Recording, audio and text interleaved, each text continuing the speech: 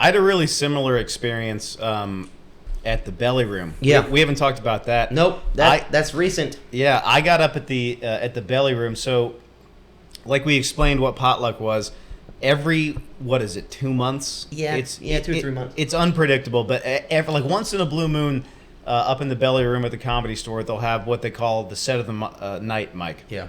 And so it's kind of the same thing as potluck, except you show up in person. Yeah. And it's still like fucking 200 comics show up and put their name in a bucket, and whoever does the best wins a spot at the potluck the next day. Yeah, the next day. It's always on a Sunday night, and so your odds of A, getting pulled are preposterous, and B, doing well is nuts. And yeah, they pulled my name, and I went up, and I kind of had the similar dilemma because at this mic, I don't know if they changed it at other ones. You only got 2 minutes. So I was watching people go on, and I was timing it, and I was like looking back at the light, like when they gave it to him. And I was like, okay, I thought I had a good sense of what 2 minutes was. Yeah. And so I did my first 2 jokes, and I didn't see the light, and I was like, oh, I must have just jammed those in there. But it was working. It was still working. I was doing really well. Yes, and you were. And I was like, yeah, I was getting real good laughs, and I pulled a kind of new joke that I was working on that I just kind of had in my back pocket. It was the one about children's art. Great joke. And it that was the best joke I did the whole night. I just pulled it like right out of my ass. Yeah. But I got the light in like the middle of it, and the light means you have 60 seconds left. You have a minute left. And so I was done with that last joke, but I didn't want to get off the stage like and leave like 45 seconds up there, because just like in the moment I was like, that looks kind of unprofessional. Yeah. So I brought back this joke I've been doing like a year and a half ago, like this real old joke, and in the moment like condensed what's like a minute long joke into just 2 lines, and it was a really good ending. It was good. And the fact that it all happened kind of in the moment, I'd never felt that like plugged in and in the zone and ready to go and lit. It was crazy. It was like you had done the work so many times. Yeah, it was all there for the taking. Like anything I needed, it was there. I could just grab it and throw it out there. I could grab it and throw it out. And I walked off, and I was just so fucking high, and I was just glad they didn't make fun of me. Yeah. Because like that's the other thing. If they were ripping on so many people, man. Yeah, if you go up there and bomb, they'll let you hear it. And then I got off, and then they were just like, all right. Yeah. And one lady complimented my hair, and then like that was it. And it was a good night. Yeah, one of those guys. They were like, "Give it up for him," and like, and they didn't say that for everybody. They were pretty negative, I'd say, actually. Yeah, and I don't want to jerk myself off too much, but I killed at the Belly Room. Yeah, you did. You really did. That was a really good night. That was great to watch. I might even post a segment.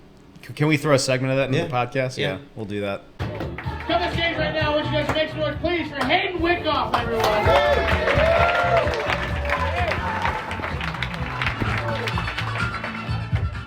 Thank you guys. Man, Yamaha's got to be the only company you can get like a piano and a jet ski from in the same trip. You know? Like, who's that for? Like, who was sitting down in Japan, like, I really want to learn Mozart, but like, on the other hand, I also want to get all the pussy at the lake. If I could just knock that out in one go.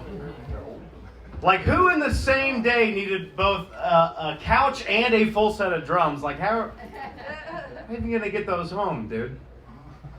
I don't know, dude. All right, guys, we believe in the moon landing? Sure? Yeah? All right, I don't really give a shit if it happened or not. I'm more fascinated with the fact that Neil Armstrong could have said anything you wanted when he stepped off that ladder to be the first words on the moon, and the whole world would have heard it. You know? Could have said anything you wanted. Could have stepped off that ladder like, that Martin Luther King guy saying some weird stuff, and the whole earth would have heard racism as the first words on the moon. He could have gone silly with it. He could have gone like, lasagna. And the whole earth, do you understand? They'd be teaching that to middle schoolers forever, dude. It's a lot of responsibility. That's why I couldn't be an astronaut. Like that's why, and not a slew of other things, you know? Oh, man. I'm sick of children's art selling for $1 billion at auction. You guys seen this phenomenon? You know? All these billionaires will buy up all this art that a toddler could have drawn, and some asshole with a yacht is like, $100 million, I'll take it. I like to see what real children's art did at an auction, you know? Go up there like, this next piece is House with Sun and Corner. It was made by 12th grader at Julia Green Elementary School. Some idiot with 6 helicopters is like, yeah, I'll take it, give it to me. You gotta talk to him afterwards, like, would you really like that one? Wait till you see hand turkey, it's gonna blow you away. Oh, man. I'm sick of seeing people smoke outside of hospitals. Like, which is it? Yeah? All right, got this all. That's all I got to make. Watch out.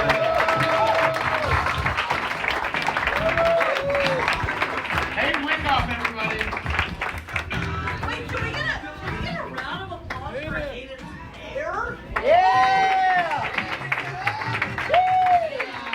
Can we also get a round of applause for the fact that Hayden was the bad guy in Good Will Hunting? Die Hard 2. Die Hard. He was a Die Hard. Bruce, that was the funniest Hulk Hogan action figure I've ever seen. You got a lot in. Do it, brother, everybody. All right, guys, we're not done. We're going to keep it going. We are going to... You have unlocked the belly room. I have. Only one room left. That's right. 2 out of 3, man, for the Comedy Store. Mm-hmm. Yeah, no, there's no better feeling than when the stakes are that high and you pull it off. Because it's high stakes, man. It's the belly room at the Comedy Store. All comics and, like, door guys and, like, bookers and shit. Like, that was high stakes. The other thing I kind of liked about that's different than getting potluck is that potluck, you get the email and you have 5 hours to go, oh my God, Yeah. shit. You had like 5 hours to figure yourself out.